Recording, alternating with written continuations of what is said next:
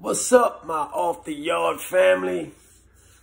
If you're new to the channel, make sure you smash that subscribe, man. Show me how much you like the content. If you don't, let me know that too.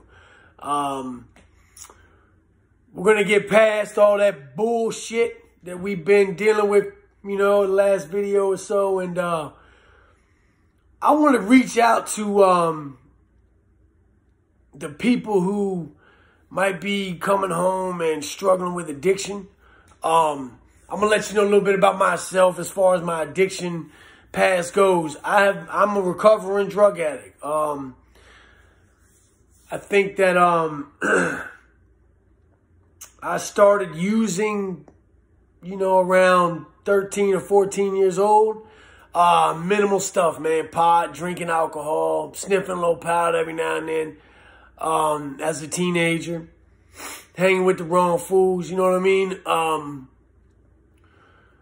Without getting into great detail about it, graduated into hard drugs and ultimately, around 2006, started shooting heroin, shooting painkillers, that type of thing, doctor shopping, and led to me losing everything that I had worked so hard when I got out of prison to get. It took me and my son's mother down a really, really dark road. And we were living in and out of motels for a long time, working restaurant jobs, just trying to keep our habits going, And it was sad. We had my son Bryce when he, in 2007, and unfortunately he had to go along for that ride with us, and he saw way too much. He saw me get arrested multiple times. He saw the drug abuse, found the drug paraphernalia, that type of shit. We ended up, obviously breaking some laws and ended up having some warrants. Eventually she got locked up first, and when she was in jail, it was me and my son. It was the middle of winter, and we had lost the hotel room, and I couldn't go anywhere because I was on the run from other stuff. And so I was living in my car in the middle of winter with my 3-year-old son at the time. And, at night I would turn the heat on in the car, and I would pour all the blankets we had in the car on him to keep him as warm as I could, and let the car run as long as I could, and till he would fall asleep. And then I would fall asleep and turn the car off. By the time we wake up in the morning, we'd both, be cold, and then I would spend my days out there doing whatever I was doing with him, dope sick or boosting or jugging a couple of pills to try to make some pills or whatever. You know how the lifestyle goes.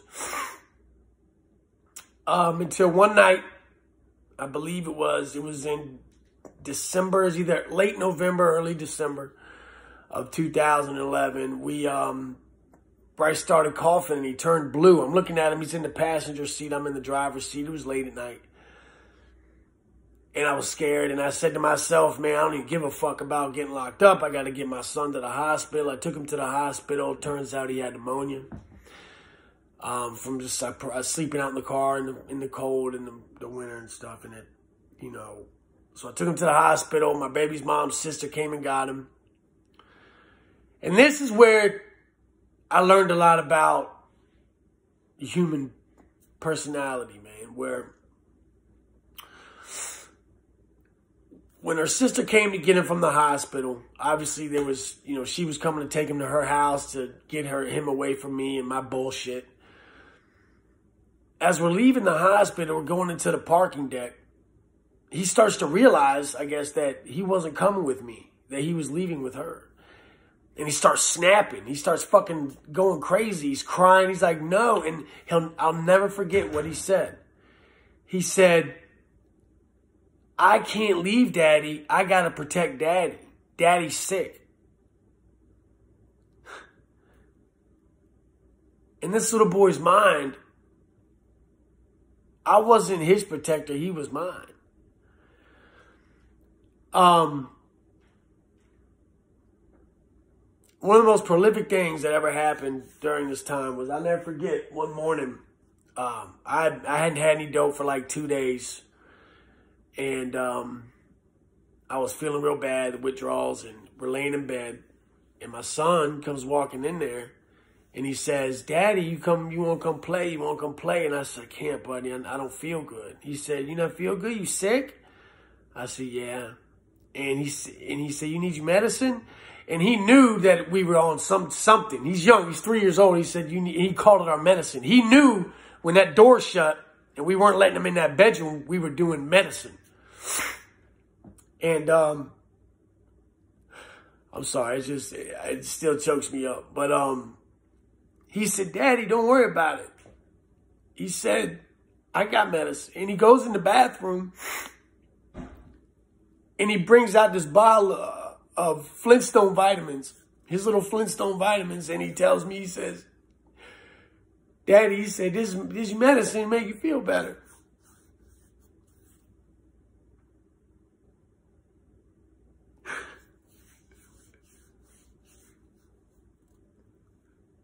The people that we hurt through addiction are the ones that love us the most, and the ones that unconditional love, man. Our kids will forgive us. But you got to try. You have to be resilient, and you have to fight.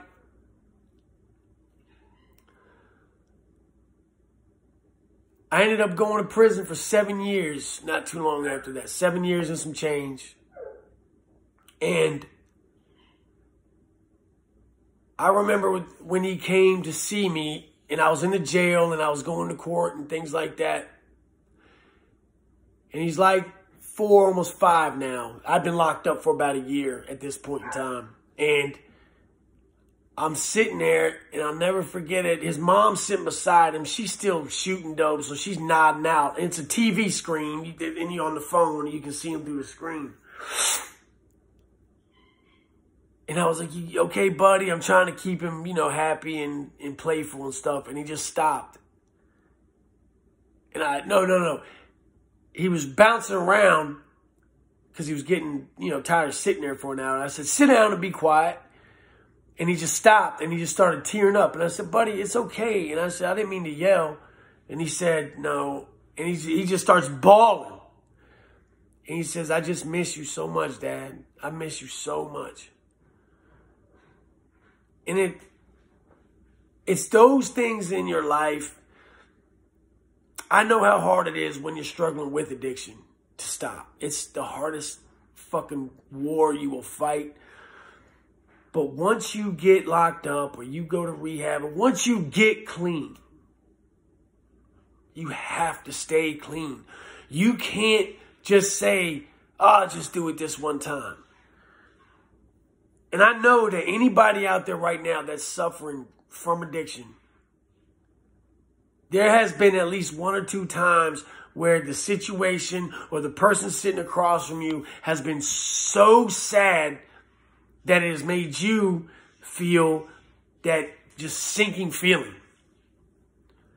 So each time you think about just doing it one time, "Oh, I had a good week at work, I deserve it." No, you don't. And neither do they. I want you to think of that moment in your life, in that moment in time, and I want you to freeze it, and I want you to glue it to the back of your fucking eyeballs.